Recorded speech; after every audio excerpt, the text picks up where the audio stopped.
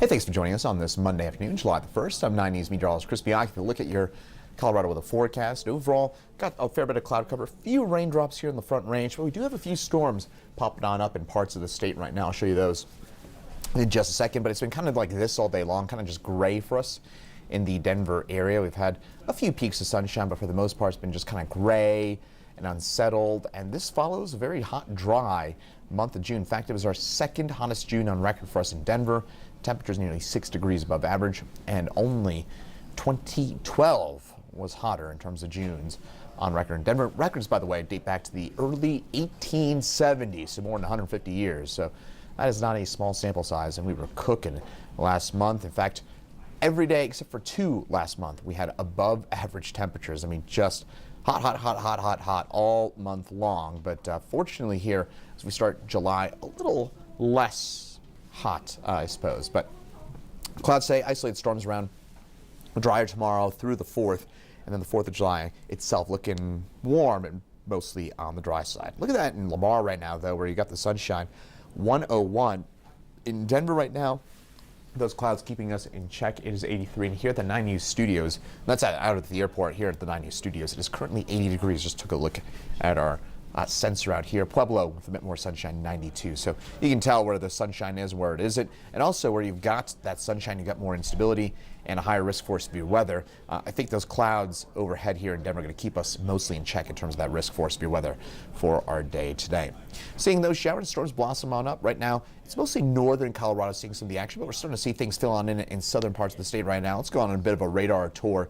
We're seeing those storms across the flat tops on up into the Yampa Valley, as well as up by Rocky Mountain National Park, Grand, Jackson, western Larimer counties getting the bulk of the storms right now across the state. And in Denver, just a few raindrops. It was just outside a few minutes ago here in downtown. Felt a few raindrops out there, but nothing significant coming from those. Southeast Colorado, Highway 50 on south. By the way, we had just a ton of rain out there.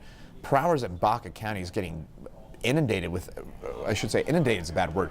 I say maybe blessed is the word, getting a lot of rain yesterday, but good beneficial rain. Didn't really see a ton of flood issues.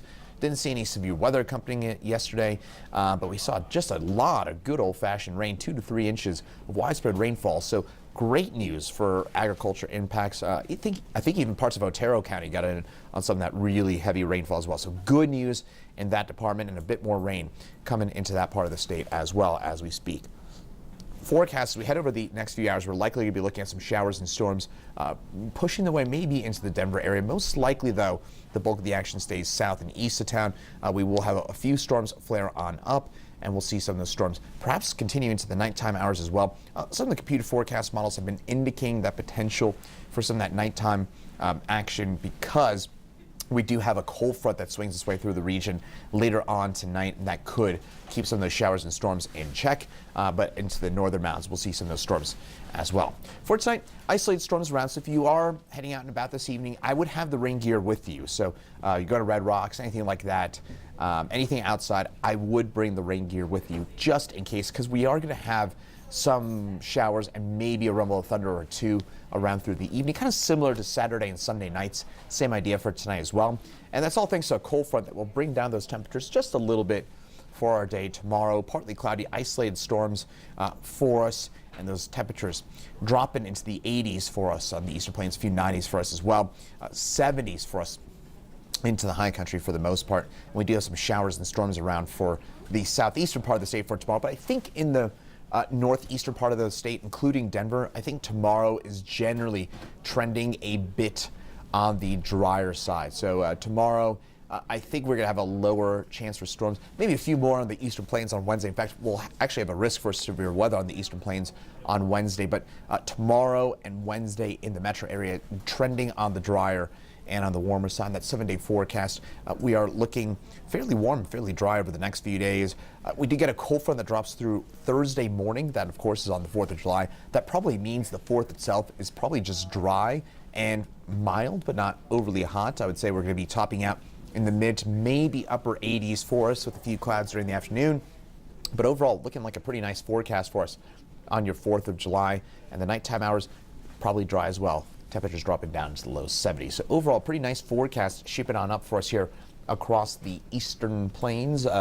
overall, again, those storm chances we've got, again, we you know, it's midsummer here, and so as a result, basically every day there's at least a chance for a shower or storm, but overall, we just don't have the low-level moisture to really trigger any widespread showers or storms. At this point today, looks like the highest probability for seeing a storm here in the Denver area and across most of northeastern Colorado.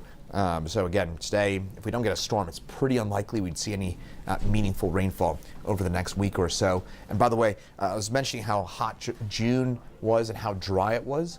The overall outlook for July is a dry and hot one as well.